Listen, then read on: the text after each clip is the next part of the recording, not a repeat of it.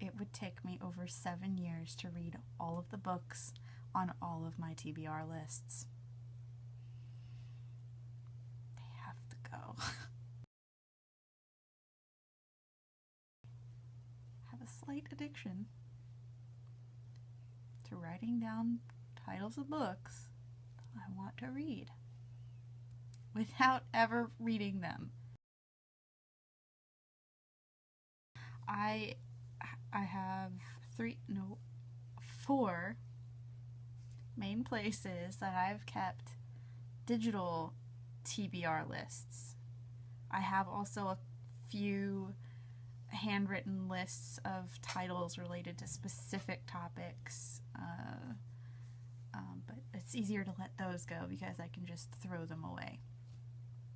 I also have a TBR shelf. That's another story. Yeah, so I have 4 places that I keep digital records of TBR lists. Goodreads, my library, which has an awesome online account. I have my library card number memorized because it's your password to get in.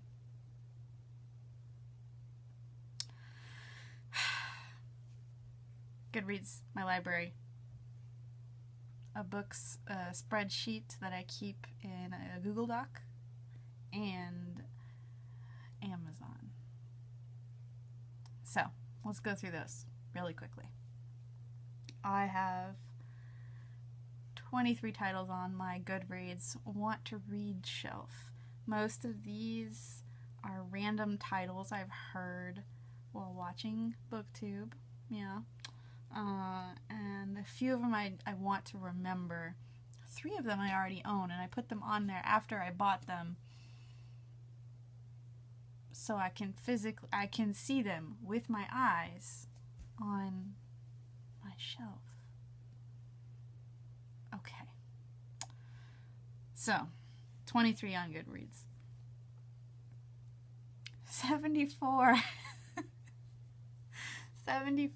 on my library account website. I have a TBR shelf list on my library website. 74. They are books that I really want to read, and I specifically looked them up because I wanted to see if they were at my library instead of having to buy them. And I love my library, love it. But let's face it, one of the joys of the library is wandering around the stacks. And I've really lost that joy because I just look up a book while I'm at my desk at work because the library is like a 3-minute walk away. 3rd place, spreadsheet. Oh my lord. So the spreadsheet came from an interesting place because a long time ago when I was young, JK, I'm still young, I needed to get back into reading for pleasure. I did history degrees for my undergrad and my grad school, and that's a lot of reading right there. I did not have any more headspace for pleasure reading. So when I first got back into reading, it had been so long I had no idea where to start. So I just looked up random lists of what to read, like New York Times bestsellers and end of the year what to read lists, and I put all the titles down into a spreadsheet so I could just reference that instead of having to find new lists. I made my own list of 165 books. Some of them I've read, and the bonus of having them in the spreadsheet is that I use the same spreadsheet, different tabs on the spreadsheet to track my reading, which came about from doing a bingo, a yearly bingo read with my friend who lives on a different continent. So digital is the way to go.